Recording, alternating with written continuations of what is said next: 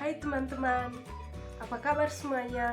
Perkenalkan, saya Maria Camelia dari kelas 2019C, Program Studi Pendidikan Bahasa dan Sastra Indonesia. Baik, dalam video kali ini, saya akan mereview novel yang berjudul Metamorfosis karya Franz Kafka.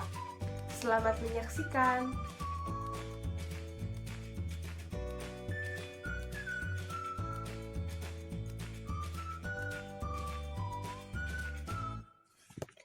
Metamorfosis adalah novel yang ditulis oleh Franz Kafka dan diterbitkan pertama kali pada tahun 1915.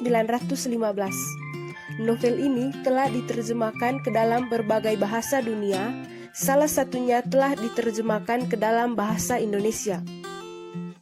Franz Kafka adalah seorang novelis dan cerpenis bahasa Jerman yang berpengaruh pada abad 20-an.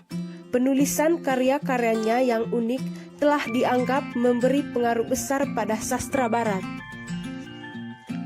Judul novel Metamorfosis, penulis Franz Kafka, penerjemah Juni Liem, penerbit Homerian, penata sampul Lydia, cetakan pada 1 Desember 2008, jumlah halaman 154 halaman. Suatu pagi, Gregor Samsa terbangun dari mimpi buruknya. Ia menemukan dirinya telah berubah menjadi seekor kutu besar yang menakutkan. Demikian kalimat pembuka dari Metamorfosis, sebuah novel muram yang ditulis oleh Franz Kafka, salah satu penulis asal Jerman yang paling berpengaruh pada abad ke-20. Gregor Samsa terputus hubungan dengan masa lalunya sebagai manusia. Sesuatu yang di luar nalar terjadi pada hidupnya. Bukan mimpi melainkan kenyataan. Walau cara berpikirnya masih manusia, namun fisiknya berubah bentuk menjadi seekor kutu besar.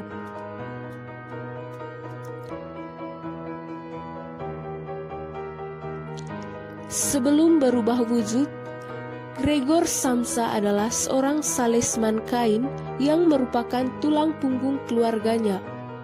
Ia tinggal bersama kedua orang tuanya dan Greta, adik kandungnya. Karenanya, ketika ia berubah wujud, ia tak dapat lagi bekerja sehingga kondisi keuangan keluarganya menjadi terganggu. Tak hanya itu, Gregor menjadi sering terasing di tengah keluarganya sendiri. Ia menjadi tersisihkan, terpenjara dalam kamarnya sendiri, dan ia menjadi objek yang memalukan bagi keluarganya. Bahkan ayahnya sendiri selalu memandangnya dengan jijik, bahkan berusaha untuk membunuhnya. Bisa dibayangkan bagaimana perubahan wujud itu membuat Gregor tertekan. Ruang gerak dan perilakunya menjadi seekor serangga, merayap di dinding, di langit-langit, sembunyi di sela-sela perabot kamar. Kebiasaan makannya pun mulai berubah. Ia kini lebih menyukai makanan-makanan sisa dibanding makanan segar. Walau ia bisa mendengar dan memahami apa yang dikatakan keluarganya, ia tak mampu lagi berkomunikasi dengan keluarganya. Tak ada yang mempedulikannya kecuali Greta dan ibunya yang masih memperhatikannya dengan memberi makan dan memindahkan beberapa perabot kamarnya agar Gregor lebih leluasa bergerak.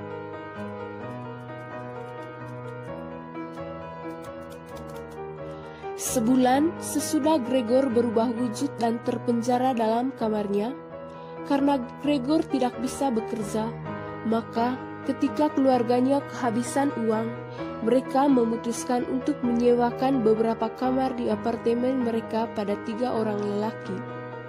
Semenjak itu, kehidupan keluarga Gregor menjadi layaknya pembantu, karena mereka harus menyediakan makanan dan beberapa keperluan dari penyewa kamar.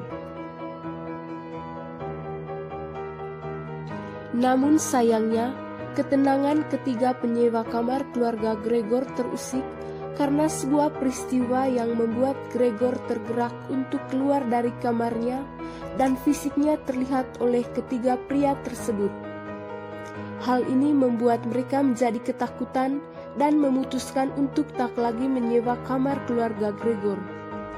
Kejadian ini tentu saja membuat ayah Gregor geram dan berniat membunuhnya dengan melempar Gregor dengan apel. Salah satu apel bersarang dalam tubuhnya hingga membusuk dan membuat Gregor menderita kesakitan. Ia kembali terkurung di dalam kamarnya. Peristiwa ini pula merupakan titik balik keluarga Gregor untuk segera melupakan bahwa Gregor sebenarnya masih hidup. Hal ini terungkap seperti yang dikatakan Greta pada ayahnya. Ayah harus dapat melupakan bahwa ide bahwa itu adalah Gregor. Bagaimana mungkin itu Gregor? Jika itu adalah Gregor, ia harus melihat dari dahulu bahwa tak dapat manusia hidup dengan binatang seperti itu. Kita tak mempunyai saudara laki-laki lagi, tapi kita dapat mengingat dia di dalam hidup kita dengan hormat. Dilupakan oleh keluarganya sendiri membuat hati Gregor semakin pedih. Sebagai manusia, ia telah mati. Dan Gregor dengan sisa-sisa kekuatannya mencoba bertahan, namun sampai beberapa lama Gregor, si kutu besar itu mampu bertahan sendirian tanpa seorang pun yang mempedulikannya.